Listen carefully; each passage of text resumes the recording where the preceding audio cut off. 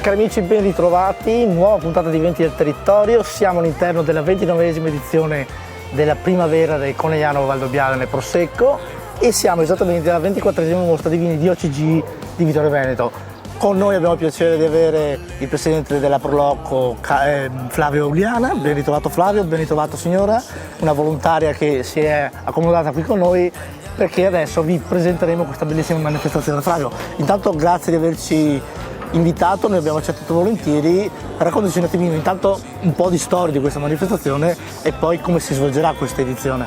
Sì, questa è la 24esima edizione della mostra di vini di OCG di Vittorio Veneto.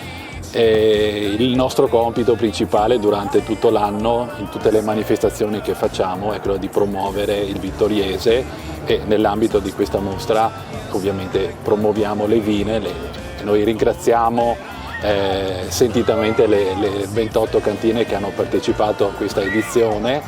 Abbiamo in mostra 66 vini, extra brut, extra dry, dry e promuoviamo le cantine del territorio con una particolare attenzione a quelle del vittoriese. Vento di tormenta più forte spingerà contro di noi. Siamo nel centro storico di Serravalle. Questo è un palazzo che è un pezzo di storia non solo di Vittorio Veneto ma anche dell'Italia, perché è stata dimora di Giacomo Camillo De Carlo, che è stato in vita nominato medaglia d'oro al valore militare per i servizi che ha dato durante il primo conflitto mondiale. Invece di restare qui a soffrire.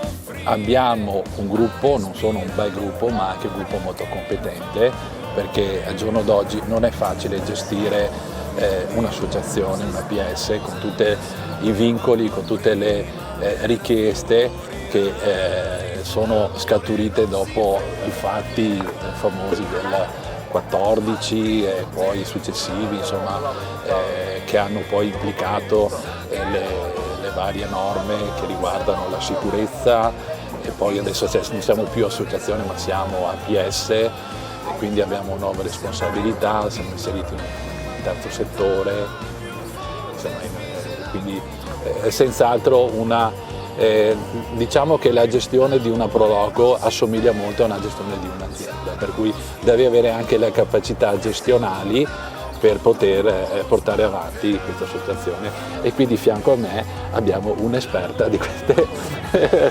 queste competenze, competenze gestionali. E ci uniamo anche noi ai ringraziamenti ai volontari come la signora.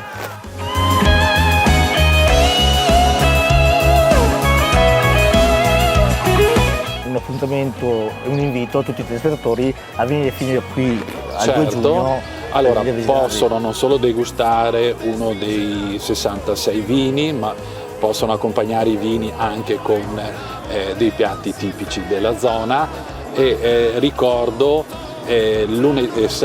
sabato prossimo 1° di giugno, una manifestazione che noi facciamo da ormai 19 anni, che è il Palio delle Botti delle città del vino.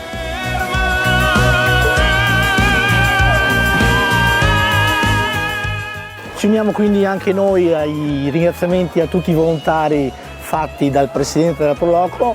Noi vi diamo appuntamento fino al 2 giugno, come ha ricordato Flavio, per venire qui alla 24esima edizione della mostra di OCG di Vittorio Veneto, e adesso facciamo un bel brindisi alla salute di tutti i volontari e di tutti quanti vorranno intervenire a questa bellissima manifestazione.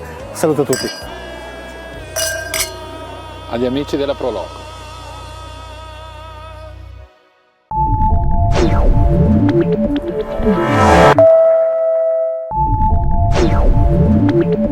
Yeah.